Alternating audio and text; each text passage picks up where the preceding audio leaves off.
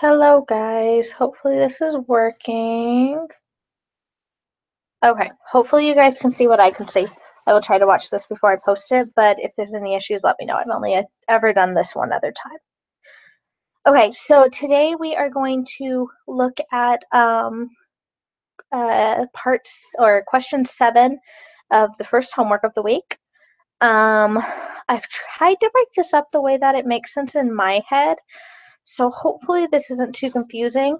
Also, if you want to pause this for a second and grab your textbook, I am going to show you where I found everything in the textbook by telling you the numbers and reading off the equations from the textbook. So if you're a visual learner, grab your textbook because I can't show you my screen and my book at the same time since I'm using my physical book and it'd be a lot of screens to rotate throughout my computer.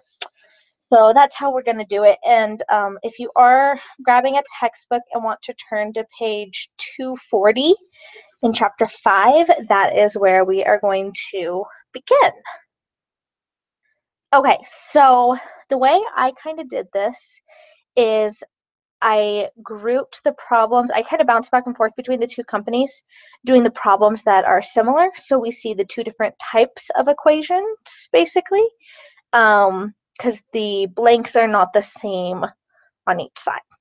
So we're going to start with our first company, and we are trying to find the sales returns and allowances. So over here on the Excel sheet, I've kind of written out all of our equations, and we're going to fill in as we go. So on page 240, there is an equation in a little green box that says that sale revenue minus sales returns and allowances plus sales discounts. So those two grouped together. You subtract that from the sales revenue and that gives you net sales. So that's the basic equation for these first two problems we're going to do. So in the first one, we are looking for sales returns and allowances. So we had to shuffle the equation some because we're not looking for net sales, we're looking for sales returns and allowances. And so since we are given net sales, that has to become part of the equation versus the solution. So the way that equation goes is you do sales revenue minus net sales. That'll give you sales returns and allowances. So I've plugged in our two numbers just pulled directly from our worksheet. And when you subtract those from each other, you get 6,200. So that is our sales returns and allowances for the Vista company. So seeing a different way to do the same equation, again, we're just moving the equation around, which we'll do a lot of it for this problem. We're now looking for sales revenue because that was not given to us. So we take sales returns and allowances and we add net sales, and that is going to give us our sales revenue. So again, just plugged in the number 6,000 for sales returns, 134,000 for net sales. And when we add those together, we get 140,000. Okay, I wish I could get some feedback that this is making sense as I'm going, but we're going to keep moving. I feel so weird talking to myself. Okay, so next we are looking for gross profit right here. So if we go back to the textbook on page 40, under the green box is gross profit, where it kind of talks us through what that is and stuff. And then in a slightly highlighted yellow box, it says net sales minus cost of goods sold gives us our gross profit. So this first one is exactly like the textbook. We do net sales, and then we are subtracting, not adding. Sorry, guys. And that is going to give us our gross profits, which is 28,400. So on the other side, we are looking for cost of goods sold. So we shuffle up that same equation, and that gives you net sales minus gross profits, which equals cost of goods sold. And that is $92,000. Okay, so on this next one, we are looking for our net income. So for this one, we solved for gross profits earlier, right here. And so now that we have solved for that, we can plug that into our equation. Oh, and for this equation to look for net income, if you flip back one page to page 239, the second very large green box is where I found this equation. In this particular example, income from operations doesn't really become a part of the equation. So we kind of skip that part and go to net income. And we don't have to worry about all of the little pieces in between. So this is a really, really simplified version of what I'm assuming we'll do later on. So anyway, so we take the gross profit and we subtract the operating expenses, and that will give us our net income, which in this case is $13,780. So once again, we are going to do some shuffling as we move over to Wild Horse. And we are now looking for operating expenses. So we're going to take net income and we're going to subtract gross profits. Or actually, those should be reversed. I'm so sorry, guys. We're going to take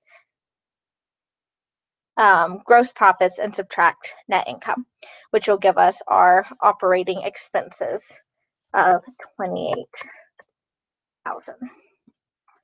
Okay, so that is part A. So moving right along, we now have part B, which is going to use this information we found up here to solve two new equations. We're looking for profit margin now and gross profit rate. So if you want to turn your textbooks over to page 246 and 247, that's where we find these equations. It's both of them on each page. They've got like a blue header and then like a little table basically under them. They're pretty big and bold. They'd be hard to miss.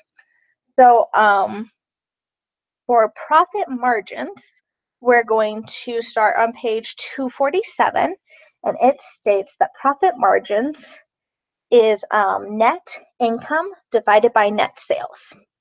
So we are going to go up here to the Vista company and do net income, which is $13,780, and divide that by net sales, which is $83,800. And when we divide those out, we end up with 0.164 something. And so you move that 2 decimal places over because it's a percent. We're looking for percents for all of these. So make sure you move your decimal points. So that's going to give us our 16.4% solution. Let me clean these up a bit for you. So we'll do 1 for the sake of the percent. Okay. So then we are going to do the exact same thing for Wild Horse for its profit margin. We're going to come up here for Wild Horse and find net income, which is $14,000.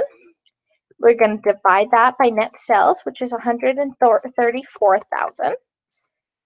And when we divide those out, we end up with 0.104%. Move the decimal point over, and we have 10.4%.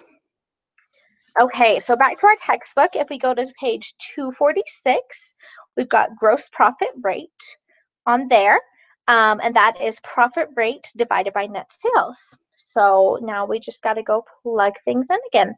So gross profit for Vista is $28,400, and net sales are $13,700. Or wait, I'm looking at net income. Don't do that, guys. I've done that almost every time. Net sales, not net income.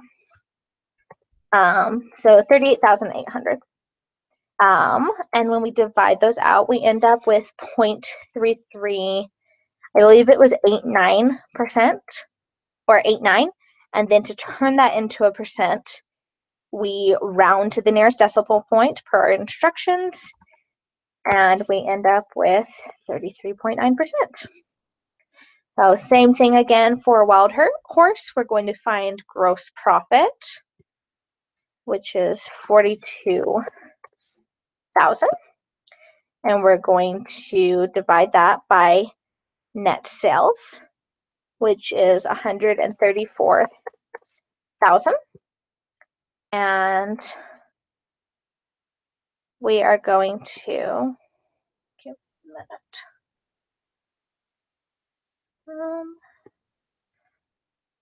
I want to make sure this looks right so I don't confuse anyone. Okay, sorry about that, guys. Okay, so 34,000, and when we divide that up, we end up with 0.313%, and we move those decimal points to get to 31.3%.